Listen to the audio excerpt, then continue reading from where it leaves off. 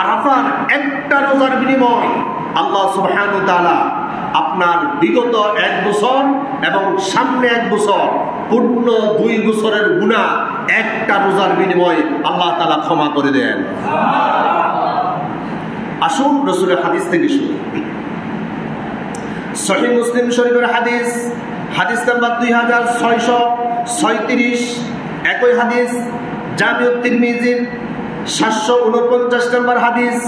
عن أبي قتادة رضي الله تعالى عنه قال أن النبي صلى الله عليه وسلم আবু কাতাদা রাদিয়াল্লাহু তাআলা আনহু তিনি বলছেন, নবী করিম সাল্লাল্লাহু আলাইহি সাল্লাম ইরশাদ করছেন, সিয়ামু ইয়াউমি আরাফা ইন্নী আহতাসিবু আলা আল্লাহ আন ইউকাফিরা সানাতাল্লাতী ক্বাবলাহু ওয়াস সানাতাল্লাতী বা'দাহু।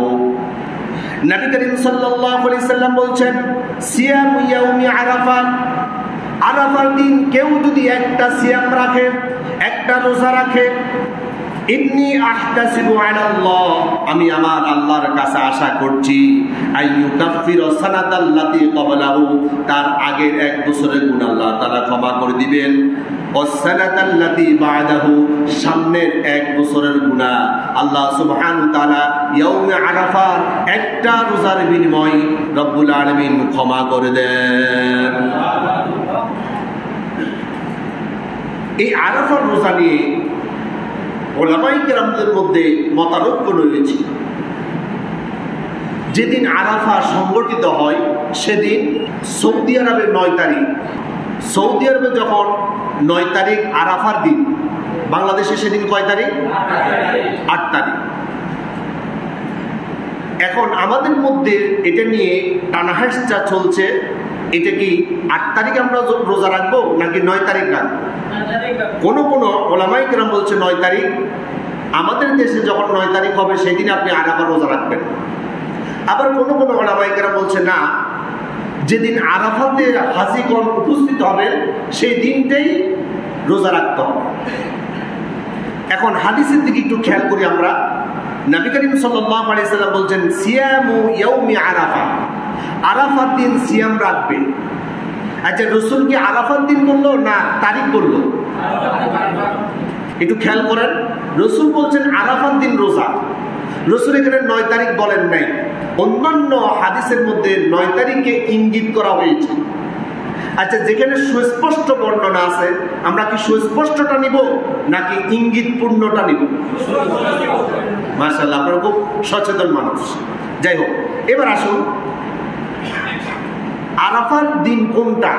এই গোটা পৃথিবী জুড়ে আরাফার মাঠ কয়টা? আর হাজীগণ আরাফাতে উপস্থিত হবে কয়দিন? একদিন। ওইটা যে তারিখ হোক না কেন, ওই তারিখটাই আমাদেরকে ফলো করতে হবে, যে তারিখে সকল হাজীগণ আরাফাতে উপস্থিত হয়। এখন আরাফাতে যেদিন উপস্থিত হবে হাজীগণ, ওই দিনটাকে আরাফার দিন বলা হয়। এখন পরের দিন আমাদের এখানে 9 তারিখ, ওই দিন আরাফাতে কি কোনো হাজীগণ আর থাকবে? তো ওই দিন কি আরাফার দিন হয়?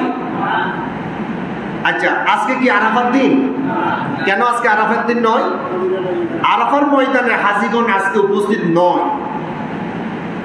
হজের উদ্দেশ্যে 9 তারিখে হাজীগণ আরাফাতে উপস্থিত থাকেন। আজকে হাজীগণ আরাফাতের ময়দানে হজের উদ্দেশ্যে অবস্থান নেয় নাই, এজন্য আজকে আরাফার দিন নয়। তো আমাদের দেশে যেদিন 9 তারিখ, ওই দিনও আরাফাতের মাঠ খালি। আজকে যেমন আরাফাতের মাঠ কি খালি, আমাদের দেশে যেদিন 8 তারিখ সেদিন আরাফার মাঠ ভর্তি, হাজীগণ হজের উদ্দেশ্যে সেখানে অবস্থান করবেন। এখন আমাদের দেশে যেদিন 9 তারিখ সেদিন আরাফাত মাঠ খালি। আরাফার মাঠ খালি থাকাই প্রমাণ করে এই দিন আরাফার দিন নয়।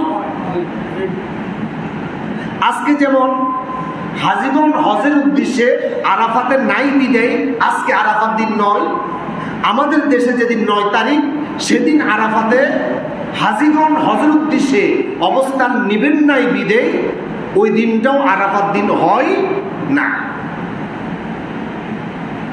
এবার আসুন, আমরা কিছুক্ষণ পরে হাদিসগুলো আনবো। রাসূল পাক সাল্লাল্লাহু আলাইহি সাল্লাম ইঙ্গিতপূর্ণভাবে 9 তারিখকে বুঝিয়েছেন। এখন রাসূল করিম সাল্লাল্লাহু আলাইহি সাল্লাম যে 9 তারিখ বুঝিয়েছেন, রাসূল করিম সাল্লাল্লাহু আলাইহি সাল্লাম কি সৌদি আরবের 9 তারিখকে বুঝিয়েছেন নাকি বাংলাদেশের 9 তারিখকে বুঝিয়েছেন?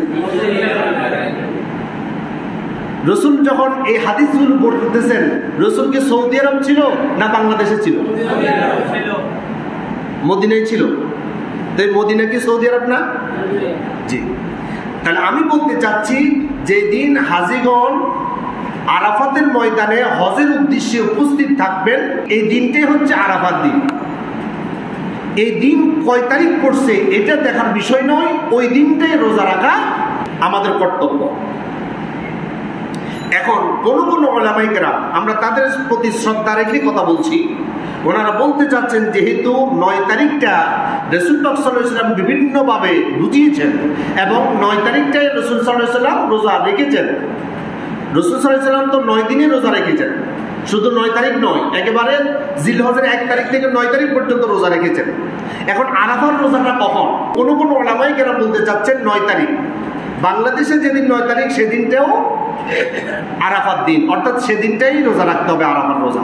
তাহলে আমরা এত বাক বিতণ্ডের দরকার নেই, আমরা 8 তারিখও রোজা রাখবো, 9 তারিখও রোজা রাখবো, তাহলে আর কোনো মিস হওয়ার কোনো সম্ভাবনা নেই। পারা যাবে না ভাই? 9টা দিন তো আমরা রাখলাম না, অন্তত 2টা রোজা তো রাখা যায়। এখন আপনি সেহরি খাইতে পারলেন না, রোজা রাখার নিয়ত করছেন, সেহরি খাইতে পারেন নাই, আপনি কি আর রোজা রাখবেন না? অবশ্যই রাখবেন। সেহরি খেতে না পারলেও উপাস হলো, এই রোজা ছাড়বো না, বলে ইনশাআল্লাহ।